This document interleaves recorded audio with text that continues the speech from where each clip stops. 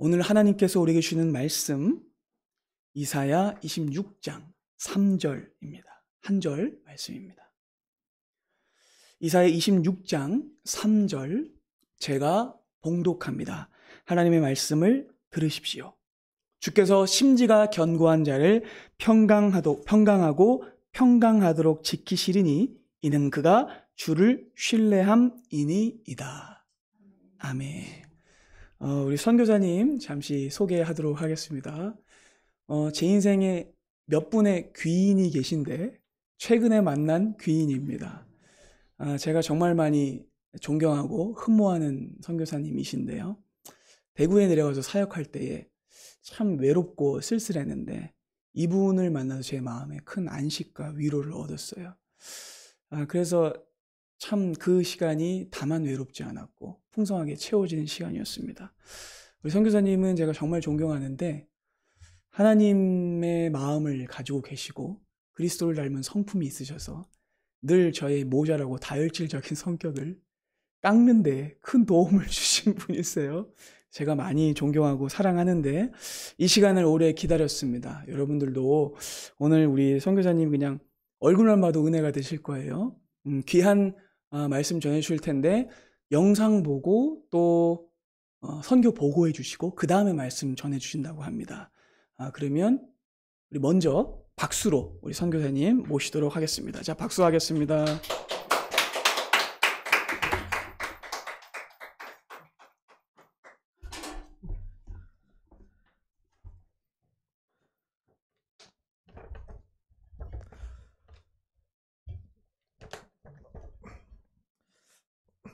제가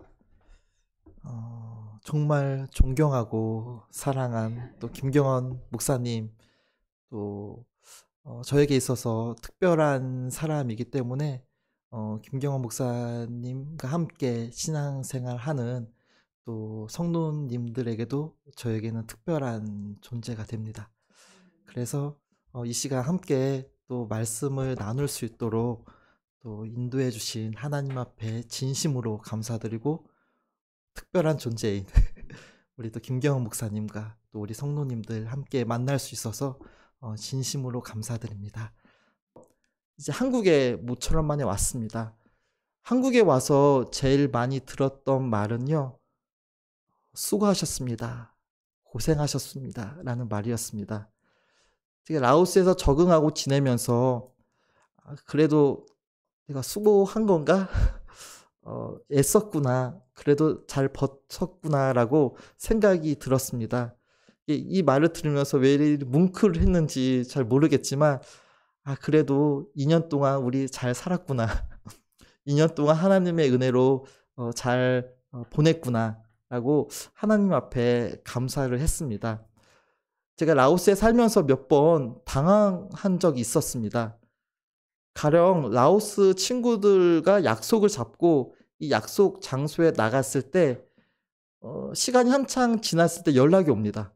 못 가겠다고 못 오겠다고 연락이 왔고 또 약속 장소에 가는데 그 중간에 연락이 와서 오늘은 힘들겠다라고 이렇게 연락이 옵니다.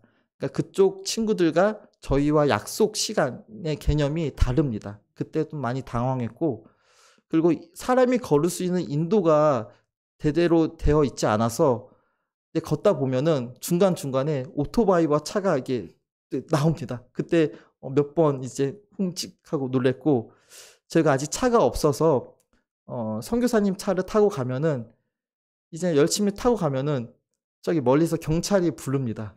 불러가지고 운전면허증, 보험증, 서류 등을 다 검토를 하는데 이제 다 갖고 있어요. 갖고 있는데 마지막에 경찰이 요구하는 게 맥주값을 달라. 그러니까 맥주값을 달라고 요구를 하는 겁니다. 그때 좀 많이 당황했고 정말 당황한 것은요. 저희 집에 정전이 이게 자주 됩니다. 근데 이 정전이 되고 있을 때 물도 끊겨요.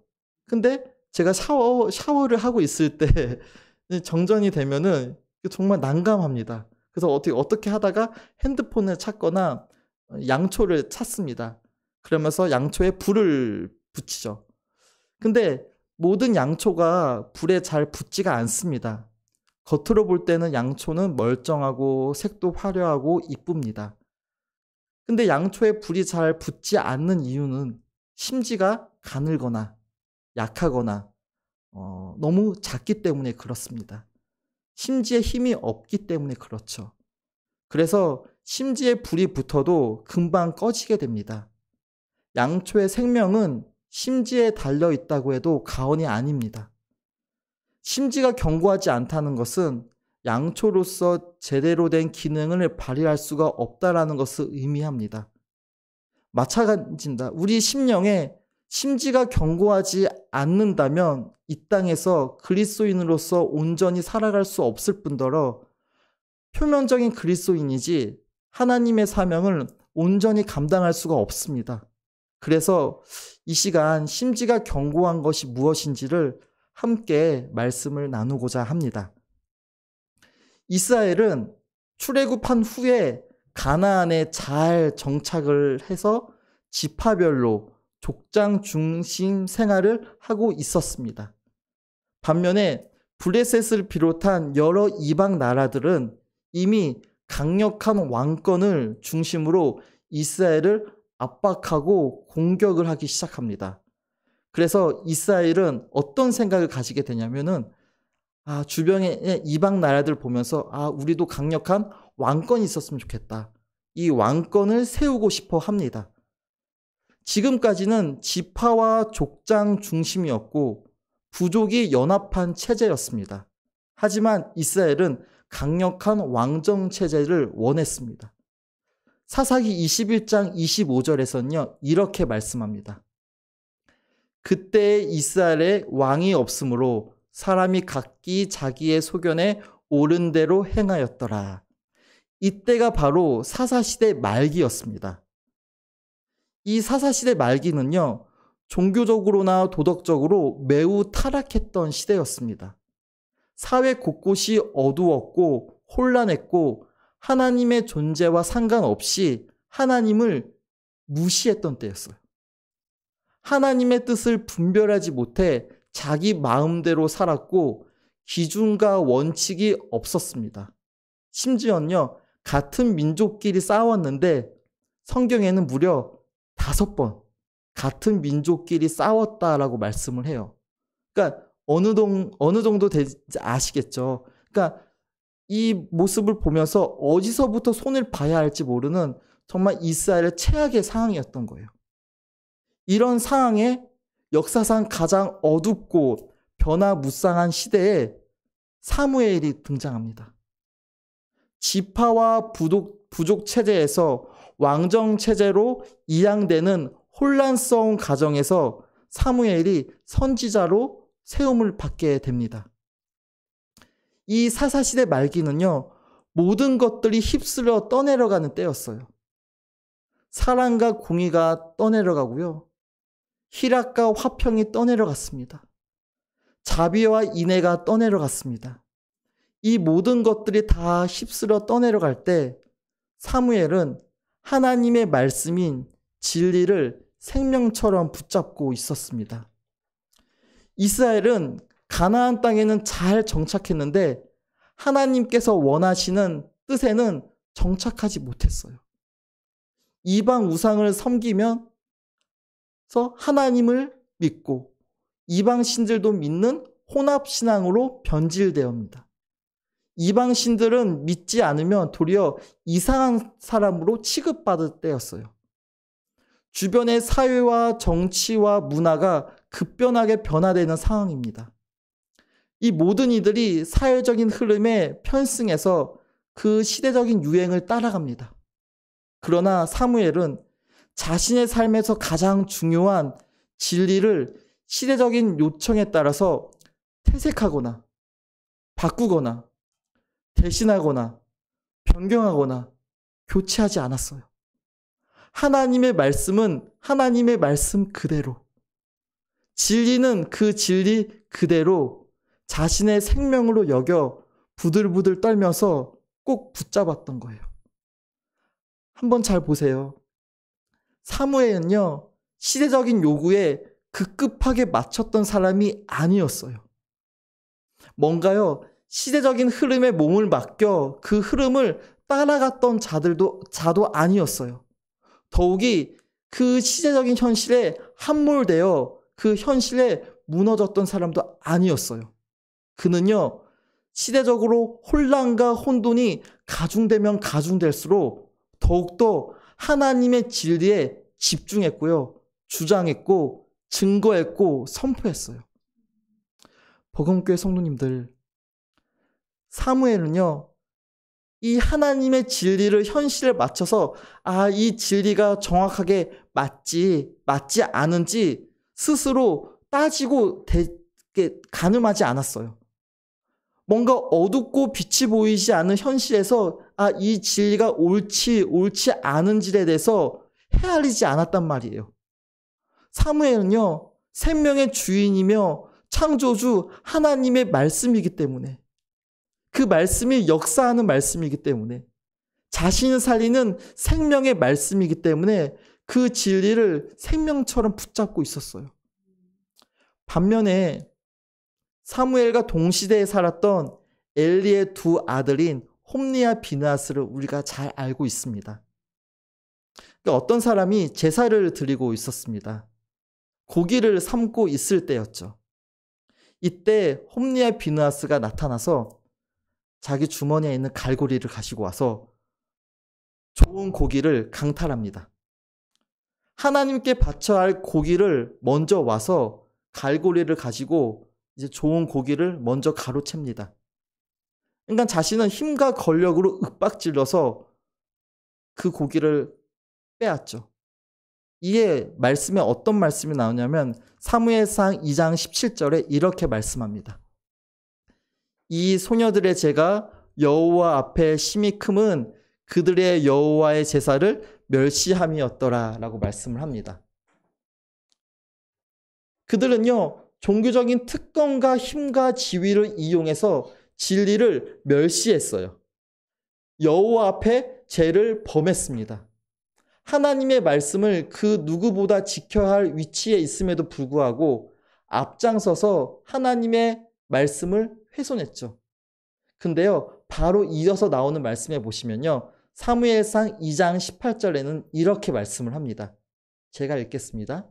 사무엘은 어렸을 때에 세마포 에봇을 입고 여호와 앞에서 섬겼더라. 아멘. 한번 보세요. 홈리와 비느하스는요, 종교적인 특권을 이용해서 여호와 앞에서 죄를 범했다라고 말씀하는데, 사무엘은요, 세마포 에봇을 입고 여호와 앞에서 섬겼다라고 말씀해요. 반대가 되죠. 한 어린아이는요, 야무지게 어머니가 만들어준 세마포 에봇을 당당하게 딱 입고 여호와 앞에서 섬기는 거예요. 자기 멋대로, 마음대로, 함부로 제사를 무시하고 하나님의 진리를 업신여기고 훼손시킬 때 이 어린아이, 이 작은 아이는요, 손수 만들어준 에봇을 딱 입고 걸어가면서, 성전 앞에 걸어가면서 하나님 앞에서 섬겼다라는 거예요.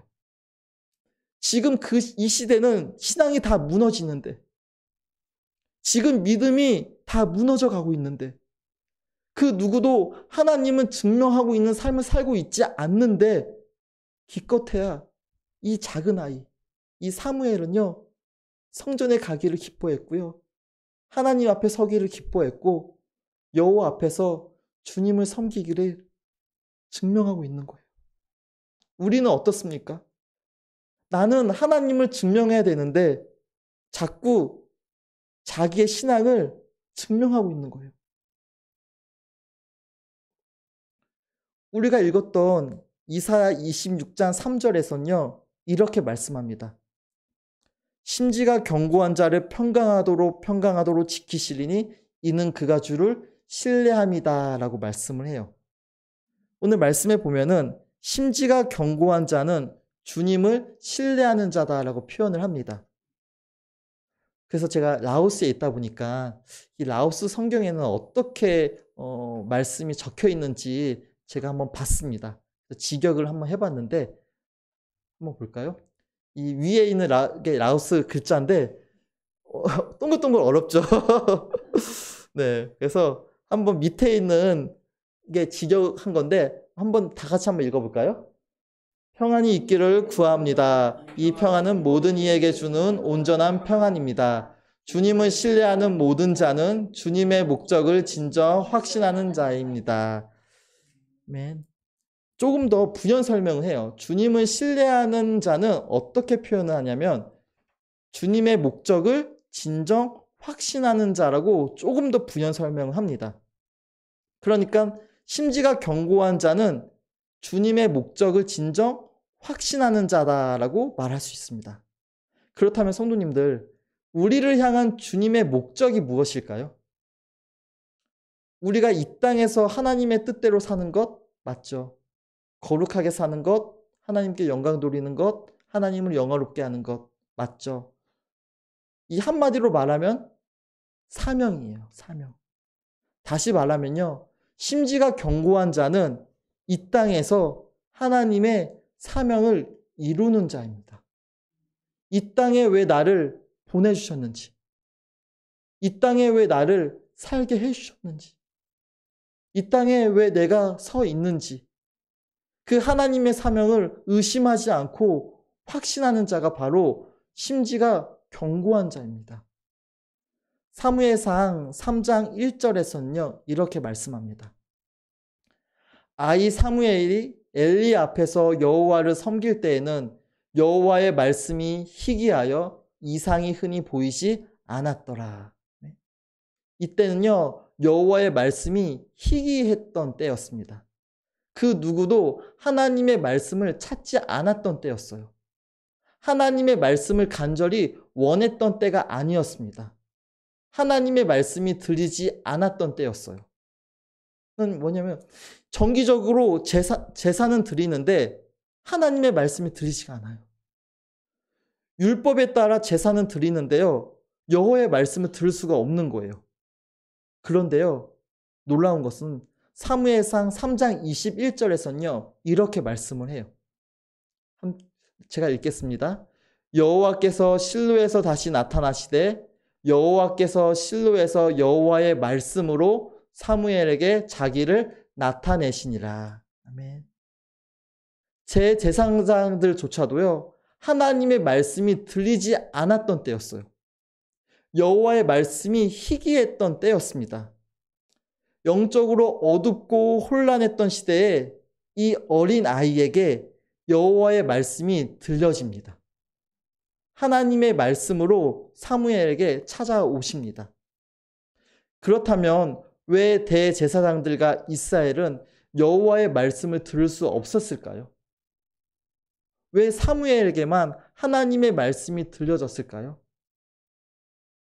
사실 그들은요, 사명을 상실했어요. 사명을 잃어버렸습니다. 즉, 하나님께서 주신 사명을 망각하고 자기의 뜻이 그 사명보다 앞섰기 때문에 그렇습니다.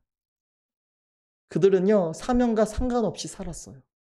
반대로 사무엘은 혼란스럽고 어지러운 이 시대에 자신을 세우신 하나님의 분명한 사명을 알고 있었던 거예요. 그래서 그 사명을 잊지 않고 그 사명대로 살았습니다. 이스라엘은 주님의 자녀됨의 옷은 입었지만 주님의 이름에 합당한 제사를 드리지 못했어요. 외형적인 제사는 잘 드렸지만 자신의 심령은 드리지 않았어요.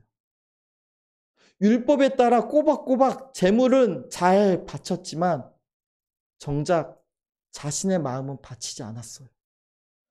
그로 인해 이스라엘이 잃어버린 것은요, 단순히 하나님과의 친밀함과 교제함이 아니었어요. 아니, 들려지는 하나님의 말씀이 아니었어요. 그들이 진짜 잃어버린 것은 주신 사명이었어요. 왜 제사를 드려야 되지? 내가 왜 하나님만 섬겨야 되지? 내가 왜 하나님의 백성으로 살아가야 되지? 왜 지금 하나님의 말씀이 들려져야 되지? 그들은요, 하나님께서 주신 사명을 잃어버린 거예요. 복음교회 성도님들, 사무엘은요, 혼란스럽고 이 정치적인 가도기에 백성들의 칭송과 지지를 한 몸에 받고 있을 때였어요. 많은 백성들이 사무엘을 따라갔고 그의 행동 하나하나가 온 이스라엘이 주목하고 있었습니다. 사무엘이 어디를 가든지 간에 관심을 불러일으켰어요. 그런데요, 사무엘은 그렇게 사람들이 원했던 그 왕을 되겠다고 단 한 번도 나선 본 적이 없어요. 사무엘은 그 시대에 선지자의 직분과 직책에서 결코 이탈하지 않았어요. 사무엘은 분명히 알았던 거죠.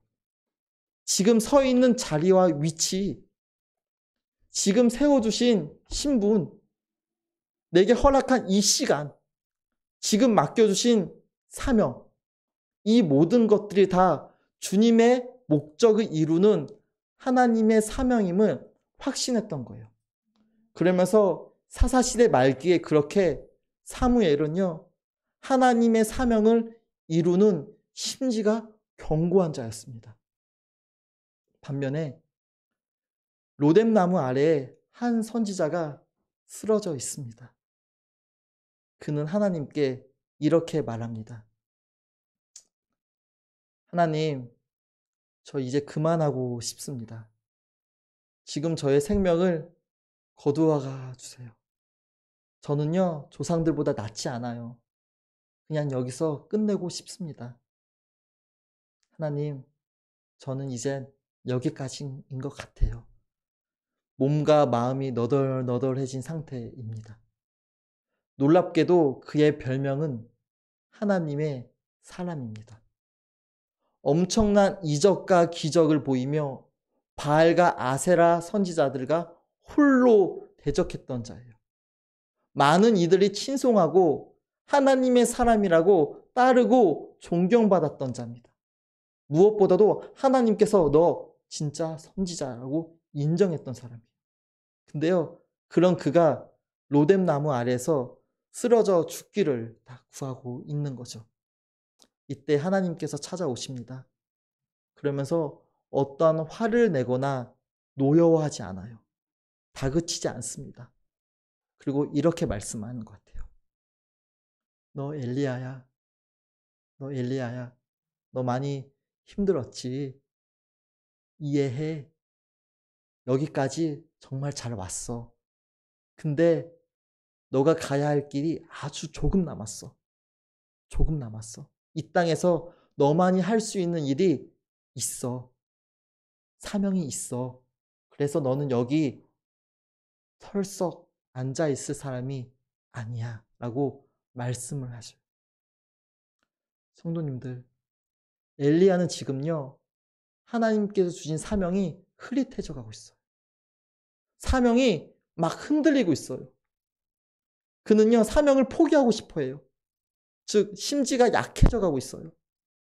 이때 하나님께서 엘리야에게 찾아오셔서 가장 먼저 주님의 사명을 회복시켜 주십니다.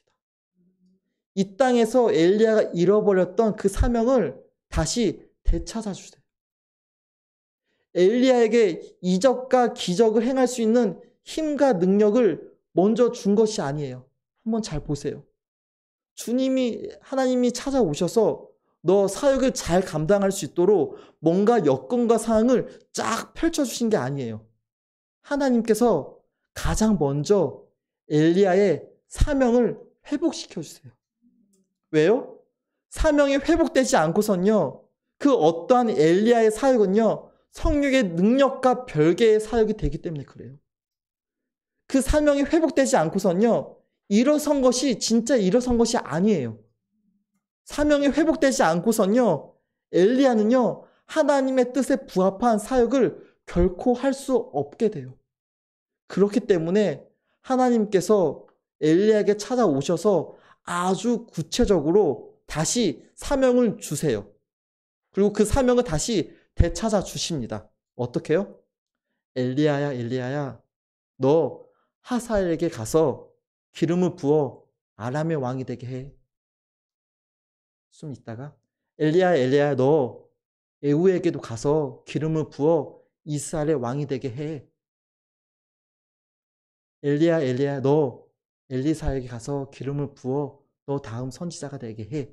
아주 구체적으로 그 사명을 회복시켜 주세요. 그래서 하나님께서 결코 엘리야를 포기하지 않으셨어요. 깨우고 흔들고 먹이시고 보살펴 주셨습니다. 무엇보다도 엘리야가 주님의 사명을 잊지 않고 그 사명의 길을 계속 걸어갈 수 있도록 세심하게 말씀해 주셨습니다. 하나님의 그 역사의 한 페이지를 계속 써 내려갈 수 있도록 그 사명을 회복시켜 주셨던 거죠. 마찬가지예요. 사랑하는 복음교회 성도님들, 우리 한 사람 한 사람을 향한 주님의 사명이 다 있어요. 우리는요, 우리 그리스도인들은요, 흔들리는 세상의 이치와 상식과 이익을 따라 살아가는 자가 아니라 주님의 사명을 따라 살아가는 자들이에요.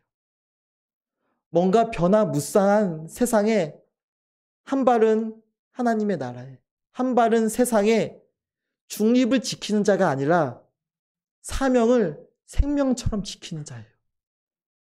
뭔가 세상의 처세술이나 이데올로기, 세계관에 거기에 갇힌 자가 아니라 주님의 사명에 갇혀 하나님의 나라를 주님 다시 오실 때까지 걸어가는 자들이에요. 코로나로 인해 우리가 마스크를 쓰게 되었죠. 근데 마스크를 좀 벗고 싶은데 미세먼지와 또 황사 때문에 또 마스크를 또 쓰게 되었습니다. 근데 이 마스크가 우리의 입을 막아버렸죠. 이제 어쩌면요, 우리의 기도의 입도 막아버리지 않았나 싶습니다. 하나님께 부르짖어야 우리의 심령이 어느 순간 멈춰버리지 않았나 싶습니다. 하나님께 나아가고자 하는 우리의 사명이 멈춘 게 아닐까 싶습니다. 아니, 엘리야처럼 하나님의 사명을 이루는 하나님의 사람들이 힘없이 털썩 앉아버리지 않았나 싶습니다. 물론 우리는요, 엘리야처럼 하나님의 사명이 흐릿해질 때도 있을 거예요. 사명을 내려놓고 싶을 때도 있고 포기하고 싶을 때도 있을 겁니다. 주님과의 친밀함이 사라져서 어느 순간 하나님 앞에 서는 것이 부담이 될 때도 있을 겁니다. 심지가 약해질 때도 있을 거예요. 근데요, 이때 주님께서 이렇게 말씀하십니다. 마태복음 12장 20절 말씀입니다. 우리 다 함께 읽겠습니다. 상한 갈대를 꺾지 아니하며 꺼져가는 심지를 끄지 아니하기를 심판하여 이길 때까지 하리니. 아멘. 주님은요, 상한 갈대를 꺾지 아니하시고 꺼져가는 심지를 그대로 끄지 아니하십니다. 우리의 연약함으로 죄를 범할 때에 있겠죠. 하나님의 영광에 금이 갈 때 있을 거예요. 도저히 주님의 사명이 이룰 수 없는 상황까지 갈 때도 있겠죠. 참담하고 비참해서 우리의 허물로 인해 주님의 빛을 가릴 때도 있을 겁니다. 내가 견고한 심지가 아니라 마르고 비틀어지고 힘이 없이 너덜너덜해진 심지가 될 수가 있어요. 이때 주님은요, 꺼져가는 심지를 그대로 끄지 아니하십니다. 꺼져가는 심지를 그대로 버리지 아니하세요. 주님은요, 꺼져가는 심지를 다시 살려내시는 분이에요. 어떻게든지 심지를 견고하게 만들어 주십니다. 하나님은요, 우리를 결코 포기하지 않으세요. 우리의 연약함과 부족함과 상함과 형편과 환경에 상관없이 그 심지를 다시 살려내시는 분이에요. 오직 우리 주님만이 하실 수 있어요. 오직 우리 주님만이 꺼져가는 심지를 다시 살리실 수 있습니다. 예수 그리스도의 복음만이 그 심지를 견고하게 만들어 주십니다. 그래서요, 주님은 우리를 다시 역사의 한 가운데로 어떻게든지 데리고 와서 세워주세요. 우리의 힘과 노력과 정성으로 결코 사명을 되찾을 수 없습니다. 오직 하나님만이 잃어버렸던 우리의 사명을 되찾아 주세요. 제가 라오스 거리를 이제 걷다 보면은요, 여기저기 개들을 볼 수 있어요. 이 개들이 이제, 근데 자세히 개들을 보면요, 좀 말라 있어요. 좀 약간 힘이 없어요. 근데 제가 이제 어느 날 제 선임 선교사님이 지방으로 사역을 가야 된다고 해서 키우는 개를 저희에게 일주일 정도 맡겨 놓은 적이 있습니다.